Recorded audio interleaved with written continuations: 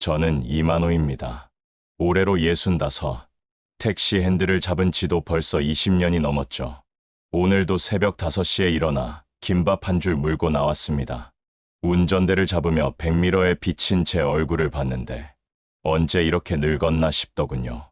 젊었을 적 저는 건설 현장에서 일했습니다.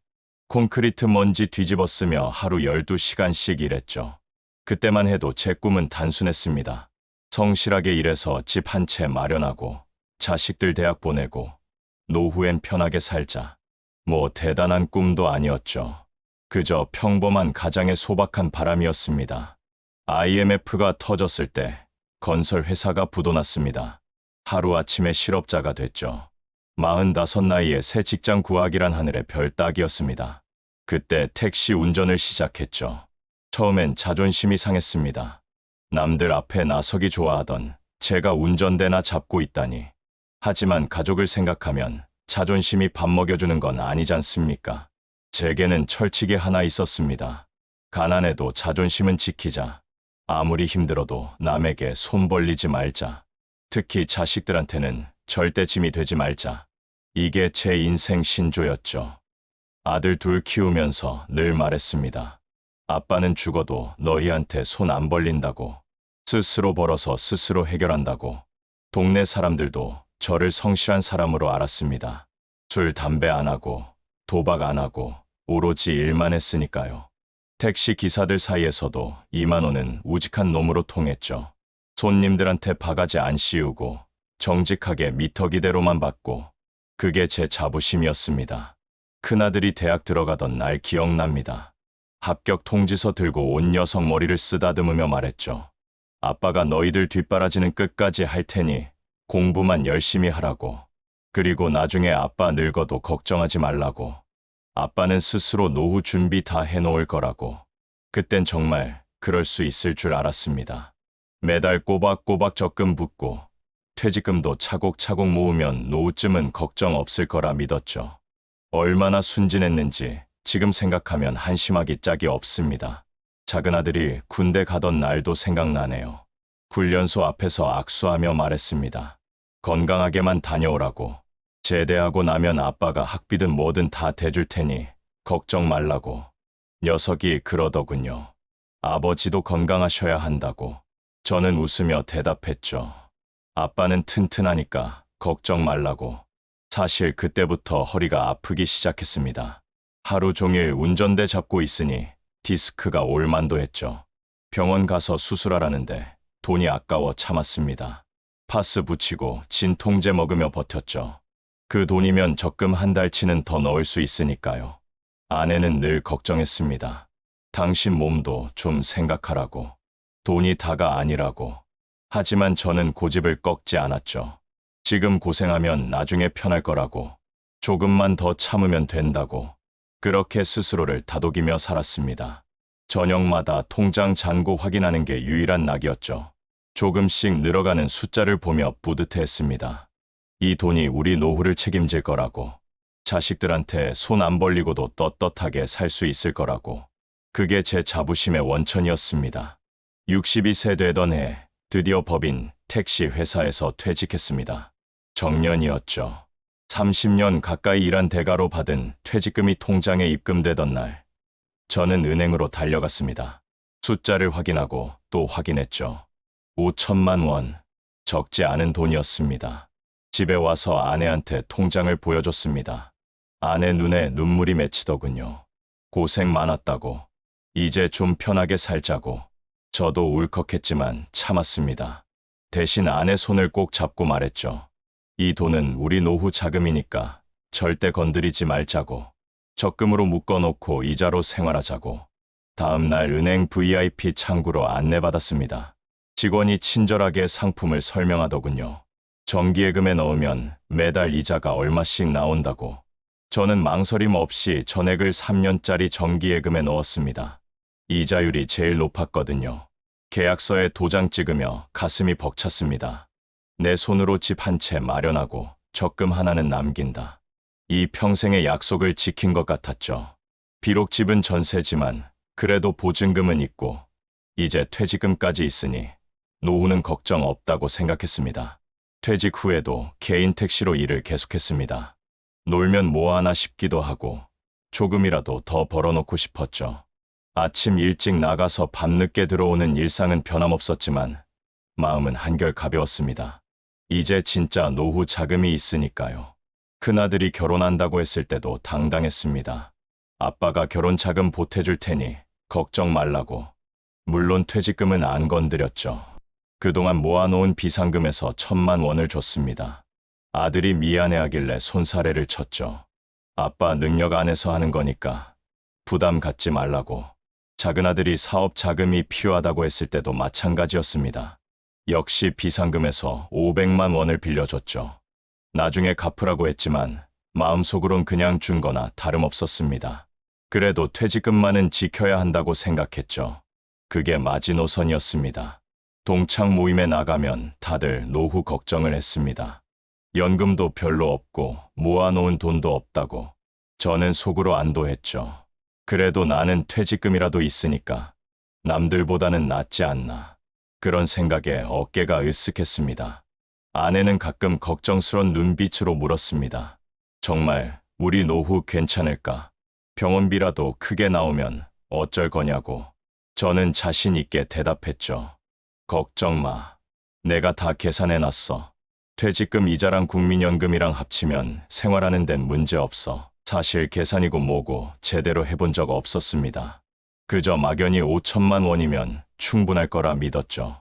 은행에서도 안전한 상품이라고 했고 원금은 보장된다고 했으니까요. 그때의 저는 세상이 그렇게 호락호락하지 않다는 걸 몰랐습니다. 친구들과 술 한잔할 때면 늘 자랑했습니다. 우리 애들한테는 손 안 벌릴 거라고. 내 노후는 내가 책임진다고. 친구들이 부러워하는 눈빛을 보며 뿌듯했죠. 평생 성실하게 살아온 보람이 있구나 싶었습니다. 가끔 택시 손님들이 물었습니다.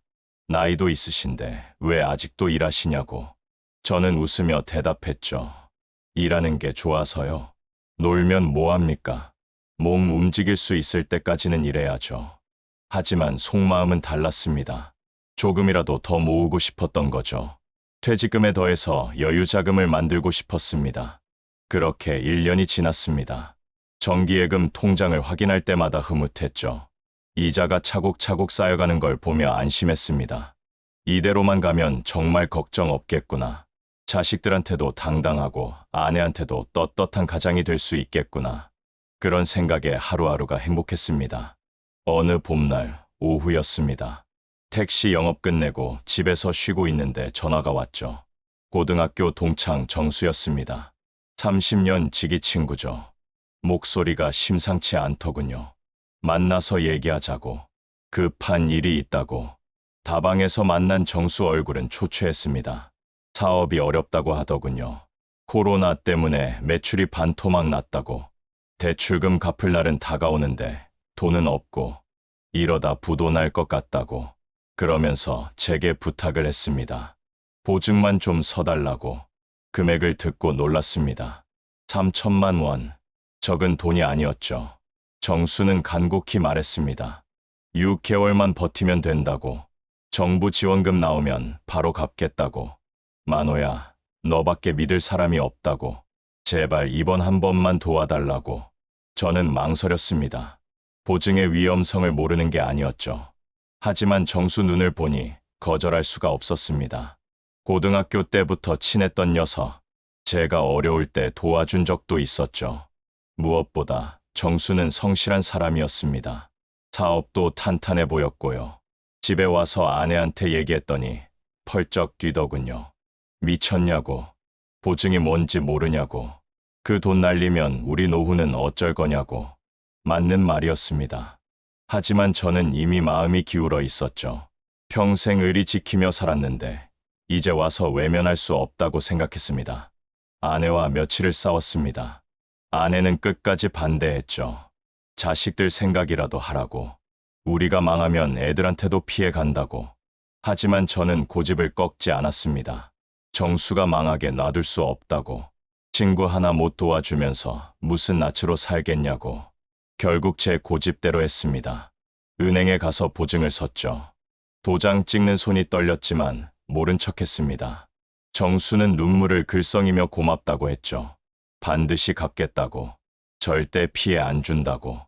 저는 믿었습니다. 아니, 믿고 싶었던 것 같습니다. 보증 서고 난 후에도 마음이 편치 않았습니다. 택시 운전하면서도 자꾸 불안한 생각이 들었죠. 괜한 일을 한 건 아닐까. 하지만 이내 고개를 저었습니다. 정수를 믿자. 30년 우정을 믿자. 그렇게 스스로를 다독였죠. 정수는 일주일에 한 번씩 전화했습니다. 사업이 조금씩 나아지고 있다고. 조금만 더 기다려달라고. 저도 그러려니 했죠. 사업이란 게 하루아침에 되는 게 아니니까. 시간이 필요한 법이니까. 석 달쯤 지났을 때 정수 전화가 뜸해졌습니다. 바쁜가 보다 생각했죠. 사업이 잘 되고 있는 모양이구나. 그런데 넉 달째 되던 날 은행에서 전화가 왔습니다. 정수가 대출금을 못 갚고 있다고. 보증인인 제게 독촉장이 날아왔죠. 가슴이 철렁했습니다. 정수한테 전화했더니 받지 않더군요. 며칠을 계속 전화해도 마찬가지였습니다. 직접 정수 회사로 찾아갔죠. 사무실 문은 굳게 닫혀 있었습니다. 경비 아저씨가 말하길 한 달 전에 나갔다고. 어디로 갔는지 모른다고. 다리에 힘이 풀렸습니다. 이럴 수가. 정수가 나를 배신하다니. 아니야, 무슨 사정이 있을 거야. 그렇게 생각하려 했지만 현실은 냉정했죠. 은행은 계속 독촉했고 결국 보증 채무를 제가 떠안게 됐습니다. 변호사를 찾아가 봤지만 소용없었습니다. 보증은 보증이라고. 법적으로 제가 갚아야 한다고. 정수를 찾아서 구상권을 행사할 수는 있지만 정수가 없는 상황에선 의미가 없다고. 그 말을 듣고 주저앉아 버렸습니다. 아내는 말도 안 했습니다. 그저 한숨만 쉴 뿐이었죠. 내가 말렸는데 왜 그랬냐고. 이제 우리는 어떻게 사냐고. 저도 할 말이 없었습니다. 자존심이고 의리고 다 부질없는 것이었죠. 결과적으로 전 가족을 망친 것이었습니다. 은행에서 최후 통첩이 왔습니다. 더 이상 미룰 수 없다고. 당장 3천만 원을 갚지 않으면 법적 조치를 취하겠다고. 선택의 여지가 없었죠. 정기예금을 깨야 했습니다. 3년 만기까지 1년이 남았는데 중도 해지를 해야 했죠. 은행 창구에서 해지 신청서를 쓰는 손이 떨렸습니다. 직원이 물었죠. 정말 해지하시겠냐고. 지금 해지하면 이자가 많이 깎인다고. 알고 있었습니다. 하지만 어쩔 수 없었죠. 당장 3천만 원을 마련할 다른 방법이 없었으니까. 5천만 원에서 3천만 원을 빼고 나니 2천만 원이 남았습니다. 평생 모은 퇴직금이 한순간에 반토막 난 거죠. 통장 잔고를 보며 눈앞이 캄캄했습니다. 2천만 원으로 무슨 노후를 보내란 말인가. 이것도 언제 없어질지 모르는데. 집에 돌아와 아내한테 통장을 보여줬습니다. 아내는 그 자리에 주저앉았죠. 말없이 눈물만 흘렸습니다. 저도 울고 싶었지만 참았습니다. 가장이 우는 꼴을 보일 수 없었죠. 대신 아내 어깨를 두드리며 말했습니다. 미안하다고. 내가 잘못했다고. 그날부터 적금마저 깨기 시작했습니다. 생활비가 부족했거든요. 택시 수입만으론 병원비 생활비 감당이 안 됐죠. 매달 30만 원씩 붓던 적금을 하나둘 해지했습니다. 10년 넘게 유지하던 적금들이 속절없이 사라졌죠. 가장 먼저 깬 건 아내 명의 적금이었습니다. 다음은 제 명의 적금. 그 다음은 비상금 통장. 하나씩 깰 때마다 가슴이 무너졌습니다. 이게 뭐 하는 짓인가. 평생 아끼고 모아놓은 걸 이렇게 써버리다니. 병원비가 제일 문제였습니다. 나이 들수록 병원 갈 일이 많아졌죠. 저는 허리 디스크에 고혈압, 아내는 관절염에 당뇨, 약값만 해도 한 달에 수십만 원, 검사비 치료비까지 합치면 100만 원이 훌쩍 넘었습니다. 국민연금이 나오긴 했지만 푼돈이었습니다. 월 40만 원. 전기세 가스비 내고 나면 남는 게 없었죠. 택시 수입도 예전 같지 않았습니다. 나이 들수록 체력이 달려 오래 운전을 못했거든요. 하루 종일 일해도 10만 원 벌기 힘들었습니다. 큰아들이 눈치를 챘는지 물었습니다. 아버지 요즘 힘드신 거 아니냐고. 도와드릴까요? 저는 손사래를 쳤죠. 무슨 소리냐. 아빠는 괜찮다. 너희들이나 잘 살아라. 하지만 아들도 알고 있었을 겁니다. 부모님이 어렵다는 걸. 작은 아들도 마찬가지였습니다. 아버지 용돈이라도 드릴까요? 역시 거절했죠. 필요 없다. 아빠가 알아서 한다. 자식들 앞에서 초라한 모습을 보이고 싶지 않았습니다. 평생 당당하게 살았는데 이제 와서 손 벌릴 수 없었죠. 아내와의 사이도 나빠졌습니다. 돈 얘기만 나오면 싸웠죠. 아내는 제 고집 때문에 이렇게 됐다고.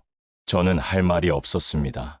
변명의 여지가 없었으니까 그저 묵묵히 일만 했습니다. 택시 핸들을 잡는 것만이 제가 할 수 있는 일이었죠. 어느 날 아내가 울면서 말했습니다. 이제 어떻게 살아야 하냐고. 병원비도 못 내는데 우리가 무슨 노후냐고. 차라리 죽는 게 낫지 않겠냐고. 그 말에 가슴이 찢어졌습니다. 내가 아내를 이 지경으로 만들었구나. 통장 잔고는 계속 줄어들었습니다. 2천만 원이 1,500만 원이 되고 1,000만 원이 되고 마침내 500만 원까지 떨어졌죠. 이대로 가면 정말 길거리에 나앉을 판이었습니다. 하지만 뾰족한 수가 없었죠. 할 수 있는 건 택시 운전뿐이었으니까. 설날 아침이었습니다. 온 가족이 모인 자리. 세뱃돈 봉투를 준비하지 못한 제가 한없이 초라했죠. 손주들이 세배하는데 줄 돈이 없었습니다. 주머니에 있는 건 10,000원짜리 몇 장뿐. 아내가 몰래 준비한 세뱃돈으로 겨우 체면을 유지했죠. 점심 먹고 큰아들이 조용히 다가왔습니다. 아버지 정말 괜찮으세요? 얼굴이 많이 안 좋아 보이시는데 혹시 돈이 필요하시면 말씀하세요. 제가 도와드릴게요. 순간 눈물이 날 뻔했습니다. 하지만 꾹 참고 웃었죠. 걱정 마라. 아빠는 멀쩡하다. 사실 큰아들도 형편이 좋지 않다는 걸 알고 있었습니다. 대출금 갚느라 허덕이고 있었죠. 애들 학원비에 생활비에 맞벌이에도 빠듯한 살림. 그런 아들한테 어떻게 손을 벌립니까? 차라리 제가 굶는 게 나았죠. 작은 아들은 사업이 잘 안 되고 있었습니다. 겨우 버티는 수준이었죠. 가끔 전화 통화할 때 목소리에 피곤함이 묻어났습니다. 그런 녀석한테 무슨 낯으로 도와달라고 하겠습니까? 부모가 되레 짐이 되는 건 죽어도 싫었습니다. 며느리가 과일을 깎아주며 물었습니다. 아버님 택시 일 많이 힘드시죠? 이제 그만 쉬셔도 되는데. 저는 애써 밝게 대답했죠. 아직 팔팔한데 무슨 쉬는 거야. 일하는 게 건강에도 좋아. 며느리는 더 묻지 않았지만 눈빛에 걱정이 가득했습니다. 둘째 며느리도 마찬가지였습니다. 어머니 아버지 건강검진은 받으셨어요. 병원비 필요하시면 말씀하세요. 역시 손사래를 쳤죠. 다 알아서 하고 있으니 신경 쓰지 마라. 너희들이나 잘 살아라. 하지만 속으로는 고마웠습니다. 그 마음만으로도 손주들이 할아버지 용돈 드린다며 1,000원짜리를 내밀었습니다. 초등학생 녀석들이 모은 돼지저금통 돈이라고. 받을 수도 안 받을 수도 안 받을 수도 없었습니다. 받자니 초라하고 안 받자니 아이들 마음을 다치게 할 것 같았죠. 결국 받아서 주머니에 넣었습니다. 잘 쓸게. 고맙다. 그 1,000원짜리 지폐가 천근처럼 무거웠습니다. 가족들이 돌아간 후 집안은 다시 적막했습니다. 아내와 마주 앉아 있는데 할 말이 없더군요. 텔레비전 소리만 멍하니 들릴 뿐. 문득 생각했습니다. 내가 가장 노릇을 제대로 한 건가? 자식들한테 짐 안 되겠다고 고집 부린 게 오히려 더 큰 짐이 된 건 아닐까? 택시 영업하다 신호 대기 중에 옆 차를 봤습니다. 젊은 부부가 아이와 함께 웃고 있더군요. 문득 우리도 저랬었는데 싶었죠. 언제부터 이렇게 됐을까? 돈 때문에 웃음을 잃어버린 게 언제부터였을까? 어느 날 밤 아내가 조심스럽게 말했습니다. 큰아들한테 조금만 도움받으면 안 될까? 한두 달 생활비만이라도. 저는 단호하게 거절했죠. 안 돼. 죽어도 안 돼. 내가 아직 일할 수 있는데 왜 애들한테 손을 벌려? 아내는 한숨만 쉬었습니다. 사실 저도 알고 있었습니다. 이대로는 안 된다는 걸. 하지만 자존심이 허락하지 않았죠. 평생 자식들한테 떳떳한 아버지였는데, 든든한 버팀목이었는데, 이제 와서 손 벌리는 초라한 늙은이가 되고 싶지 않았습니다. 밤마다 잠이 안 왔습니다. 천장만 바라보며 생각했죠. 내일은 택시 영업을 더 해야겠다. 새벽부터 밤까지 더 일하면 조금이라도 더 벌 수 있을 거야. 하지만 몸이 따라주지 않았습니다. 허리는 끊어질 듯 아프고 눈은 침침했죠. 병원에서 의사가 말했습니다. 이제 무리하지 마세요. 디스크가 악화되고 있어요. 수술을 고려해 보셔야 합니다. 수술비를 물으니 1,000만 원이 넘는다고. 그 돈이 어디 있습니까? 그냥 진통제나 처방해달라고 했죠. 의사는 고개를 저었지만 어쩔 수 없었습니다. 큰아들 집에 갔다가 우연히 통장을 봤습니다. 마이너스 통장이더군요. 빚이 수천만 원. 아들도 힘들게 살고 있었던 겁니다. 그런데도 저한테 도움을 주겠다고 했던 거죠. 가슴이 미어졌습니다. 내가 무슨 아버지인가. 자식한테 이런 부담을 주다니. 작은 아들 가게에도 들렀습니다. 손님이 없더군요. 하루 종일 있어도 몇 명 오지 않았죠. 임대료 내기도 빠듯할 것 같았습니다. 그래도 녀석은 웃으며 말했습니다. 아버지, 커피 한잔하고 가세요. 공짜예요. 그 커피를 마시며 눈물을 참았습니다. 이런 아들들한테 어떻게 손을 벌립니까? 차라리 제가 더 일하고 더 아끼는 게 낫죠. 비록 힘들어도 자식들한테만은 당당한 아버지로 남고 싶었습니다. 그게 제 마지막 자존심이었으니까요. 정수 소식을 들은 건 보증 선지 1년이 지나서였습니다. 다른 동창한테 들었죠. 정수가 완전히 망했다고. 집도 팔고 가족과도 뿔뿔이 흩어졌다고. 어디서 뭘 하며 사는지 아무도 모른다고. 막노동이라도 하는 것 같다는 소문만 돌 뿐이었습니다. 복잡한 심정이었습니다. 배신감과 동정심이 뒤섞였죠. 나 때문에 망한 건 아니잖아. 하지만 나도 정수 때문에 이렇게 됐잖아. 원망과 미안함이 교차했습니다. 결국 우리 둘 다 망한 거였죠. 우정이고 의리고 다 부질없는 거였습니다. 어느 날 저녁 혼자 소주를 마셨습니다. 아내는 친정에 가고 없었죠. 빈 집에서 혼자 마시는 술은 쓰기만 했습니다. 취기가 오르자 자꾸 과거가 떠올랐습니다. 왜 그때 보증을 섰을까? 왜 아내 말을 안 들었을까? 더 거슬러 올라가면 왜 그렇게 자존심을 지키려 했을까? 조금만 유연했어도 이렇게까지 되진 않았을 텐데. 자식들한테 조금만 기댔어도. 하지만 이미 엎질러진 물이었죠. 후회 한들 달라지는 건 없었습니다. 술잔을 들며 중얼거렸습니다. 내가 뭘 잘못한 걸까? 평생 성실하게 살았는데, 술, 담배, 도박 안 하고 오직 일만 했는데 왜 나한테 이런 시련을 주는 걸까? 하늘이 원망스러웠습니다. 아니, 제 자신이 원망스러웠죠. 정수 생각도 났습니다. 그 녀석도 지금쯤 어디선가 이렇게 혼자 술 마시고 있을까? 후회하고 있을까? 미안한 마음을 갖고 있을까? 아니면 잊고 살까? 연락이라도 한번 왔으면 좋겠다 싶었습니다. 미안하다는 말 한마디라도. 동창 모임에도 안 나갔습니다. 부끄러웠거든요. 다들 알고 있었습니다. 제가 정수 보증 서서 망했다는 걸.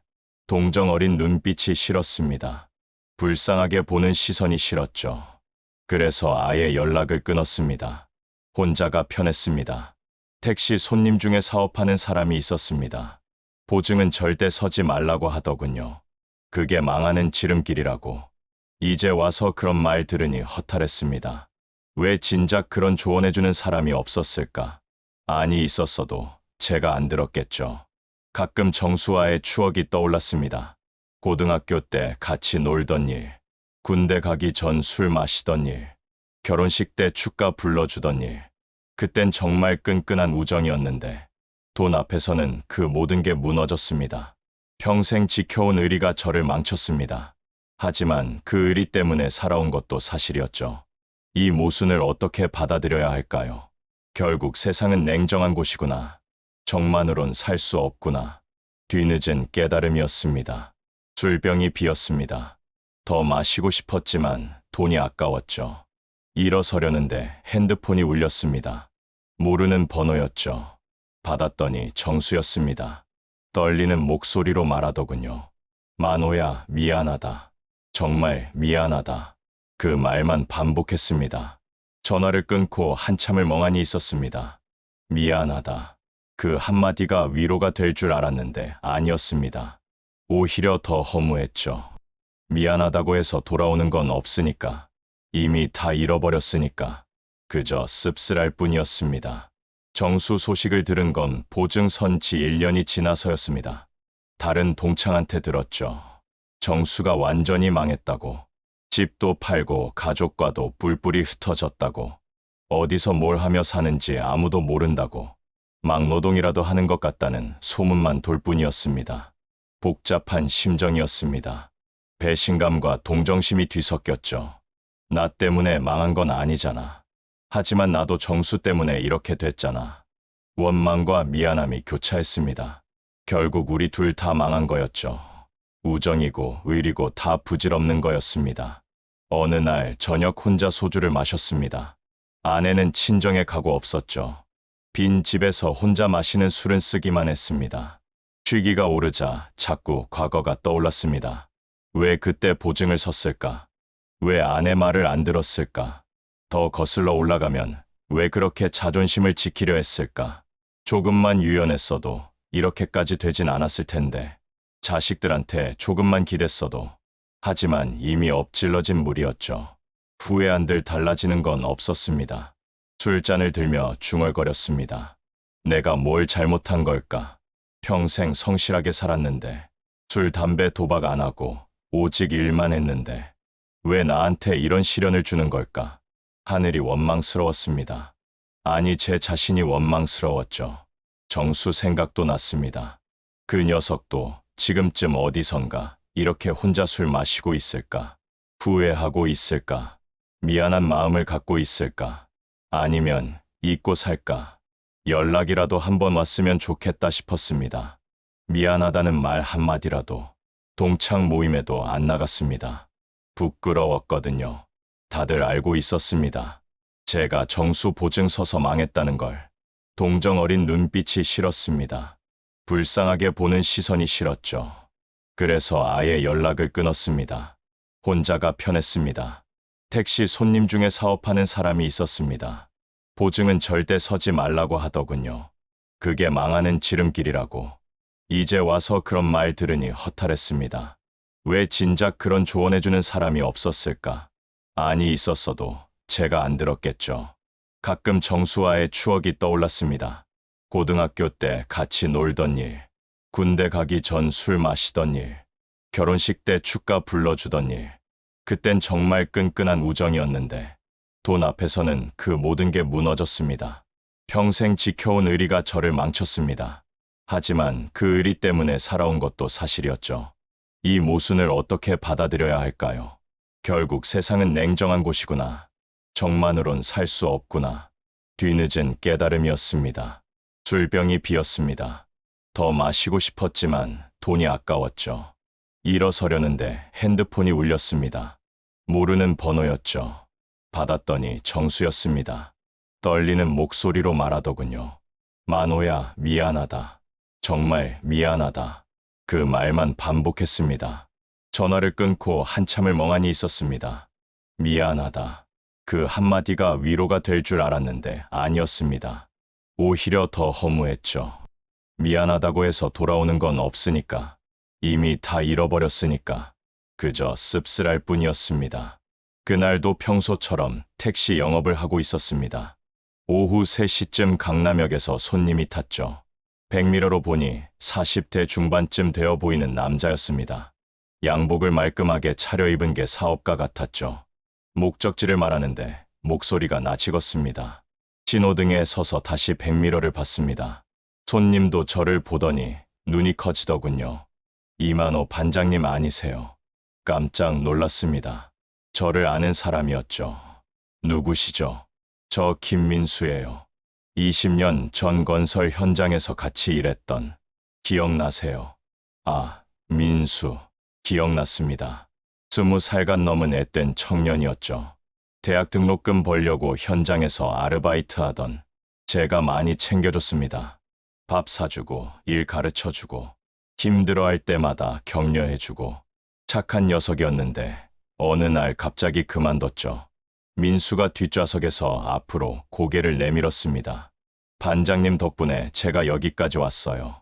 그때 반장님이 도와주지 않았으면 전 대학도 못 마쳤을 거예요. 정말 감사했습니다. 평생 은인으로 생각하고 있어요. 무슨 소리야. 내가 뭘 했다고. 그냥 해야 할 일 했을 뿐이지. 근데 지금 뭐 하고 있어? 민수가 명함을 건넸습니다. 중견기업 대표이사라고 적혀 있더군요. 놀랐습니다. 그 어린 녀석이 이렇게 성공했다니. 민수가 물었습니다. 반장님은 왜 택시를 모시는 거예요? 건설 회사 부장님 되셨을 줄 알았는데. 잠시 망설이다 대답했죠. IMF 때 회사가 망했어. 그 후로 택시 운전하고 있지. 나이 먹고 할 수 있는 게 이것밖에 없더라고. 민수 표정이 어두워졌습니다. 그러시구나. 반장님 같은 분이. 참 세상 불공평하네요. 그때 반장님 정말 성실하셨는데. 저보다 더 열심히 일하셨는데. 그리고는 조심스럽게 물었죠. 혹시 요즘 힘드신 거 아니에요? 괜찮아. 먹고 사는 데는 지장 없어. 애써 밝게 대답했지만 민수는 눈치챈 것 같았습니다. 목적지에 도착했을 때 민수가 10만 원짜리 5장을 건넸습니다. 요금은 3만 원인데요. 거스름 돈 드릴게요. 그러자 민수가 고개를 저었죠. 거스름 돈 필요 없어요. 아니, 이건 요금도 아니에요. 그때 반장님이 사주신 밥값이에요. 이자라고 생각하세요. 받을 수 없어. 이건 너무 많아. 손사래를 쳤지만 민수는 단호했습니다. 제발 받아주세요. 제 마음이에요. 민수가 내리면서 말했습니다. 반장님 다음 주에 시간 되세요. 점심이라도 같이 하고 싶은데 제가 꼭 보답하고 싶은 게 있어요. 연락처 알려주세요. 망설이다가 번호를 알려줬죠. 민수는 꼭 연락하겠다며 인사하고 갔습니다. 일주일 후 민수한테 전화가 왔습니다. 반장님 내일 시간 되시면 사무실로 와주세요. 드릴 말씀이 있어요. 뭔가 싶었지만 갔죠. 민수 회사는 제법 큰 규모였습니다. 직원도 100명은 넘어 보였고요. 민수가 봉투를 건넸습니다. 열어보니 1,000만 원이 들어 있었죠. 깜짝 놀라 이게 뭐냐고 물었습니다. 민수가 진지하게 말했습니다. 반장님 은혜 갚는 거예요. 그때 반장님이 절 포기하지 않게 해주셨잖아요. 이젠 제가 반장님을 도울 차례예요. 받을 수 없다고 했습니다. 이건 너무 큰 돈이라고. 하지만 민수는 물러서지 않았죠. 반장님이 안 받으시면 전 평생 후회할 거예요. 제발 받아주세요. 그리고 이건 일회성이 아니에요. 제가 반장님 노후를 책임지고 싶어요. 눈물이 났습니다. 참으려 했지만 참을 수 없었죠. 이렇게 고마울 수가. 내가 한 게 뭐라고. 그냥 밥 몇 끼 사준 게 다인데. 민수가 제 손을 잡고 말했습니다. 반장님한테는 밥 한 끼였지만 저한테는 인생이었어요. 민수가 자기 이야기를 들려줬습니다. 그때 얼마나 힘들었는지. 학비도 없고 생활비도 없어서 포기하려 했다고. 그런데 제가 힘내라고 격려해주고 도와줘서 버틸 수 있었다고. 그 은혜를 잊은 적이 없다고. 성공하면 꼭 보답하겠다고 생각했다고. 결국 돈을 받았습니다.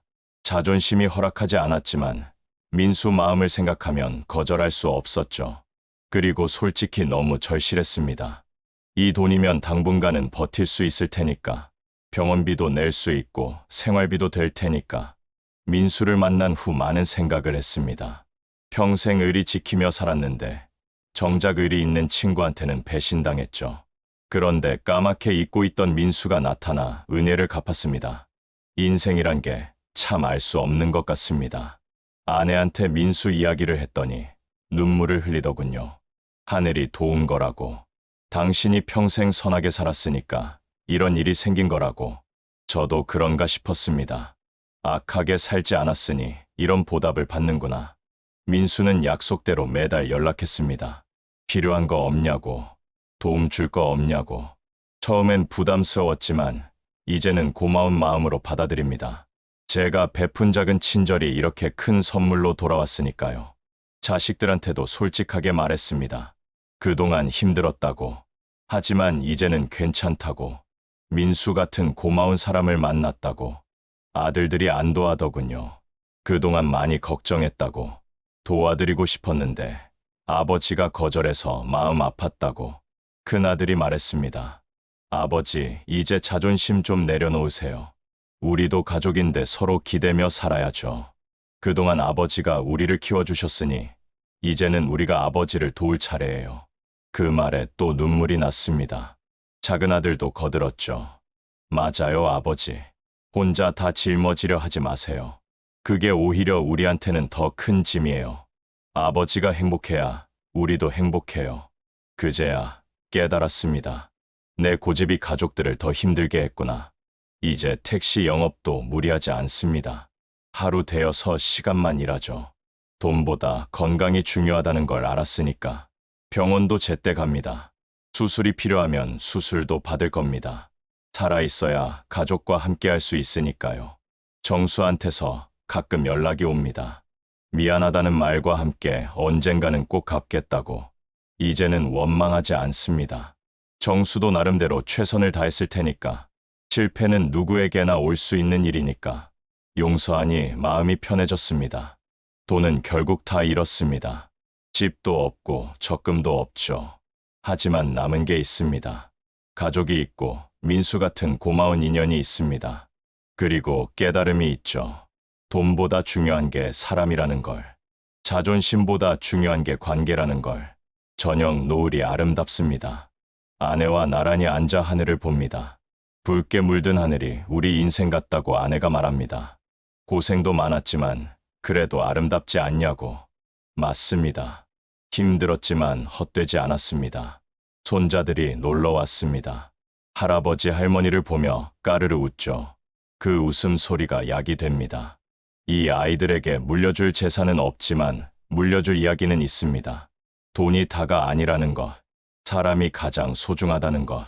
평생 일했는데 남은 건 적금 하나 없습니다. 그래도 후회하지 않습니다. 최선을 다해 살았으니까요. 실수도 있었고 실패도 있었지만 그것도 다 제 인생입니다. 이제는 받아들입니다. 있는 그대로. 앞으로 얼마나 더 살지 모릅니다. 하지만 하루하루 감사하며 살겠습니다. 가족과 함께 웃으며 살겠습니다. 그게 진짜 행복이라는 걸 이제야 알았으니까. 늦었지만 늦지 않았습니다. 살아있는 한 희망은 있으니까요.